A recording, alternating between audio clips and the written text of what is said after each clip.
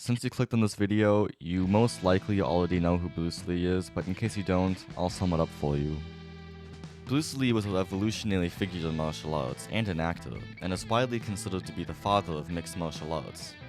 He never fought professionally, but nevertheless, millions have looked up to him for inspiration, and just the image of the man evokes a strong sense of pride and respect in many men and women around the world.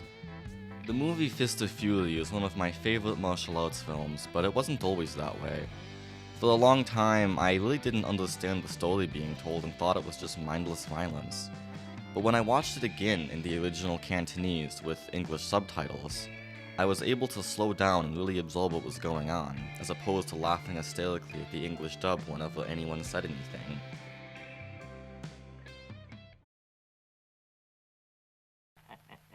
Hey, I'll tell you what, if they defeat me, I'll eat those words, okay? Huh? Oh, yes, I like the idea. We'd even close the school immediately. So let's agree, shall we? The stakes are pretty high. So what is it? Well, nothing to say then.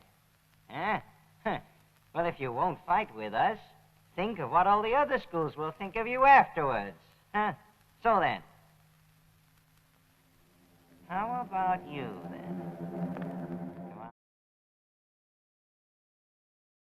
喂，有人打贏我，我將東亞病夫四個字吞落肚。我啲日本朋友話，如果你哋有人打得贏佢哋嘅，佢哋就將東亞病夫四個字吞落肚。點樣啊？驚到腳軟啊？既然精武館冇個咁出嚟，你哋第二啲門派都可以出嚟晒下招牌㗎。點啊？你頭先咪想喐手嘅？ So, what's the story being told then? Because of my horrible lack of brevity, I'll read the plot as described on the movie's Wikipedia page. Quote, in 1908 Shanghai, Chen Zhen returns to Jingwu School to marry his fiancée, but Chen learns that his master Huo Yuanjia has died, apparently from illness, which devastates Chen. During the funeral, people from a Japanese dojo in Hongkou district arrived to taunt the Jingwu students. Wu Wen, translator and advisor for the Japanese dojo's grandmaster Hiroshi Suzuki, taunts Chen by slapping him on the cheek several times and dares him to fight one of Suzuki's proteges, end quote. Essentially, this sets up the movie for Chen Zhen to murder a lot of people. He murders 2 people, I think, but really messes up a lot of others. Let's just cut that end part out. Let's just do only the quote. Yeah, editing guy, cut out what I just said. For the rest of the movie, audiences are treated to Bruce Lee's fantastic martial arts and nunchaku performances, carefully choreographed in fantastic fight scenes. The bulk of the movie is fighting, then exposition, then more fighting, but I really want to talk about the ending and its significance. Throughout the film, the Japanese try to find a way to get rid of the Jingwu school, eventually requesting assistance from the police with the hope to expose Chen for the murders he had committed during his revenge spree. During the second half of the movie, Chen hides away for fear of being thrown in jail, but more importantly, for the fear of Jingwu school being shut down. Towards the ending of the movie and in the closing scene, though, he changes. Chen comes to realize the reality of the situation, and that it's all his fault for being vengeful in the first place and resorting to violence, and decides to turn himself in on the condition that the school is spared.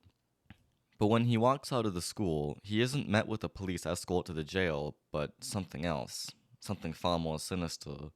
Words can't do the scene justice, so I'm going to show it to you now. 我陳真殺人填命，同政武館無關。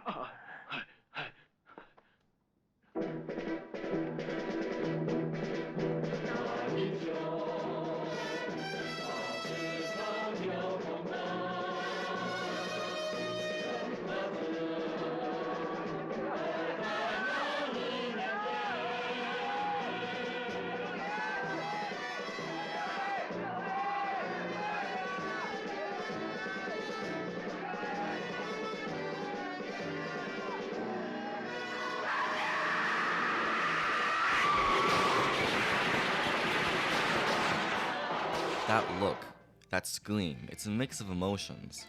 From my understanding of the film, he's angry that he's going to die, but angrier yet at the situation his school was in. And yet, he's ready to die.